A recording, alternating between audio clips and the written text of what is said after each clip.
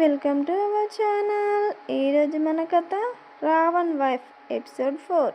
మీ మనసుకు నచ్చే అత్యంత అద్భుతమైన కథ. ఇక కథలోకి వెళ్దామా? రావణ్ శ్రీనిక దగ్గరికి వచ్చి అమాంతం తనను ఎత్తుకు వెళ్ళి బెడ్ మీద వేస్తాడు. రావణ్ దగ్గరికి వస్తుంటే ప్లీజ్ నా దగ్గరికి రాకు అని బ్రతిమాలుతుంది శ్రీనిక.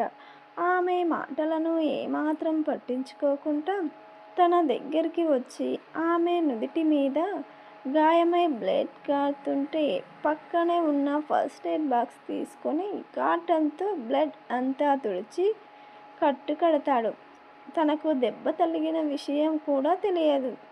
తనకి కట్టు కట్టేసరికి శ్రీనిక ఆశ్చర్యంతో రావణ్ వైపు చూస్తుంది.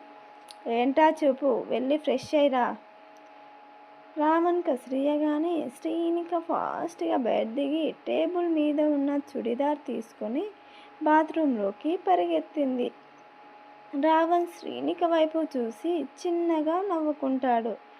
ఇక్కడ రవలి, జాన్వి, మౌనిక కట్లు ఎలా విప్పుకోవాలా అని ఆలోచిస్తూ ఉంటే దూరంగా ఎవరో కనిపిస్తారు. Please help me, please help me అని గట్టిగా ముగ్గురు అరుస్తుంటారు. దూరంగా కనిపించే వ్యక్తి వీళ్ళ దగ్గరికి వచ్చి వాళ్ళ చేతికి ఉన్న కట్లను విప్పుతారు. ఈ ముగ్గురు కట్లు విప్పిన వ్యక్తికి మనస్ఫూర్తిగా ధన్యవాదాలు చెబుతారు.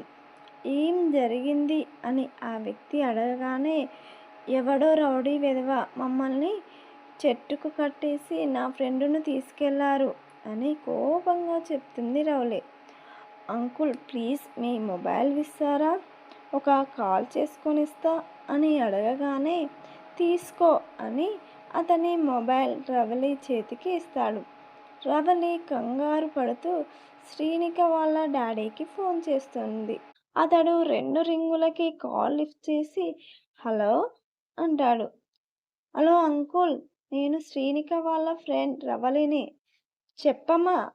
శ్రీనిక ఎన్నిసార్లు కాల్ చేసినా లిఫ్ట్ చేయడం లేదు. అది అంకుల్ అంటూ రావణ్ వీళ్ళకు ఎదురైన దగ్గర నుంచి వీళ్ళను చెట్టుకు కట్టేసి శ్రీనికను తీసుకెళ్లిన వరకు జరిగింది మొత్తం పూసగుచ్చినట్టు చెబుతుంది రవలి.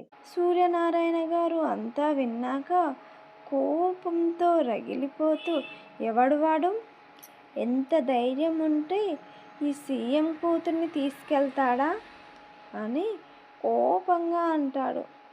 ఏమో అంకుల్, అతడు ఎవరో నాకు తెలియదు, మేము ఇదే ఫస్ట్ టైం చూడడం అతన్ని. సరే అమ్మా, మీరు జాగ్రత్తగా ఉండండి. సరే అంకుల్ అని ఫోన్ కట్ చేస్తుంది రావాలి. సూర్యనారాయణ వెంటనే కమిషనర్కు ఫోన్ చేసి శ్రీనికను తీసుకువెళ్ళిన విషయం చెబుతాడు.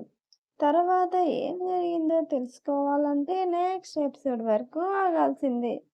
ఈ కథ మీకు గనక నచ్చినట్టయితే లైక్ చేయండి, షేర్ చేయండి. మీ అమూల్యమైన అభిప్రాయాలను కామెంట్ రూపంలో తెలియజేయండి. ఇలాంటి ఇంట్రెస్టింగ్ కథల కోసం మన ఛానల్ని సబ్స్క్రైబ్ చేసుకోండి.